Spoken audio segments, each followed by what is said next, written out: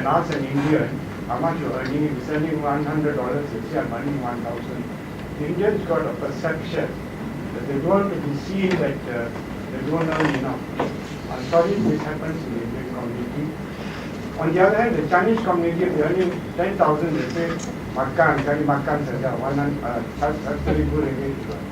So they hide their wealth. The Indians don't have wealth, they try to show it to the others they are rich. So this is a perception which could have reflected in you making that erroneous statement. You know, that Malays and Indians seem to be more satisfied. Malays, I agree with Sakina, they have got everything from womb to tomb, as Tuku of Brahman said. Whether they want to continue beyond that into heaven, I do not know. That has not been promised.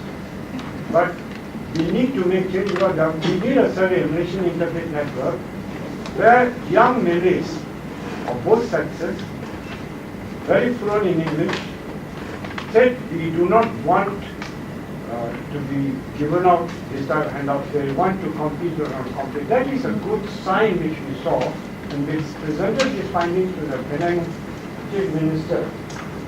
That is just before the election, which he never, I don't know what happened to that. In the same way, I was going to wonder whether they allow you to publish or not, whether they're going to throw it down like the Royal Commissions. This is a very significant study where there are some failure here. Like I find out the perception, the factor is not there. So the other important thing to remember is the civil society made the change. Nobody up to now is openly saying it is because the Hindra this thing came about. I've attended so many forums, and I asked, and that one forum, South Improvement Government, one Indian stood up and said, we Indians can live on $2. And I asked, on what? He said, Te Tare and Roti Canai. So you see the perceptions. The Chinaman will say, no, I need $30 a day. So these things should have been taken note of. The Malays, of course, to them, there's no value to money because they get so much handouts. So these are the perceptions which should have been studied before. Maybe sensitive questions should have been posed. Why not? Thank you. Thanks. Well, I think, you know, if you have a family of 5 and the first son is a billionaire and the other 4 are paupers living in low-cost flats, I don't think you can say that the family is well off. I think that Ananda Krishnan is a very, very successful Indian businessman in the country, but I don't think I can say the same for the many, many thousands of other Indians suffering in poverty.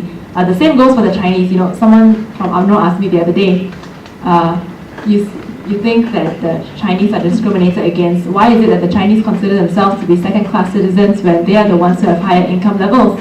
And I think, you know, okay, beyond this study and beyond this report, my thesis is that what gives someone ownership of a country, what gives someone the right to claim that one is a citizen of the country is not necessarily how well one does in economic and financial terms, but does the opportunity arise from the state? Does the state give you that opportunity? Is it something that the family has called you to be one of your own, or is it something that one has to fight for, nail and tooth for it? So I think that about wraps up our study, and I think, yeah.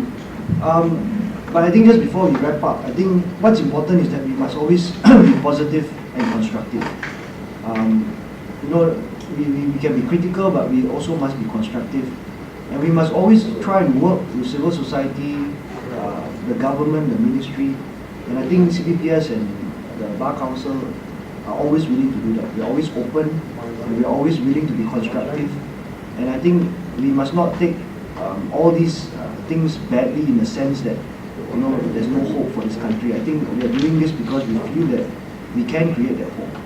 And so I think we have to end with that kind of positive note to it, without giving the impression, and hopefully the impression does not come out that, you know, we are very negative about this and we are trying to disunite members of the Malaysian public. In fact, we are trying to improve things in this country, and that is why we now have data which you can disseminate and which you can use for your own work. And hopefully the politicians and the leaders of the country will listen and will take effective action. And I think just a final note is that the people that we have spoken to within government are also saying we need the data. They themselves are hungry for information. They want to know how things can be improved, and perhaps some of them might still be talking along the sensitive lines and so on. But as a whole, I think now is the time where civil society needs to be able to give them constructive points of action. Many people have been talking about a new Malaysia, a new reformed Malaysia, whatever that means. Things still need to be ironed out. But now is the time where we can make use of this data, we can make use of the studies done to work towards the future. So that will be our continuous work, a lot of work to be done. My last comment. I think we all must thank two forces, the Hindra and the other one, the leadership of Pala.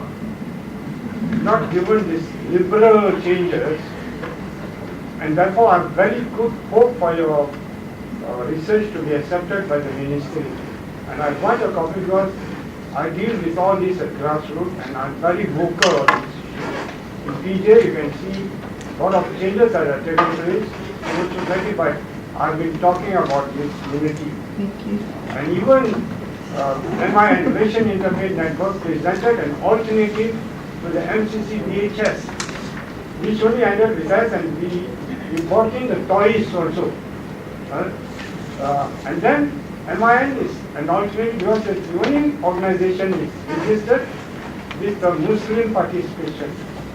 So that's with the unity also. We were there, I think, last year when we met on TV. And I hope we can revive this because the atmosphere has changed for the better. And I think we accepted. Let's work towards it. Thank you. Please check out our website, cpps.org.my. The slides are already there, the press statement is there, and we look forward to the report being there as well very soon. Thank you. Thank you everyone for coming.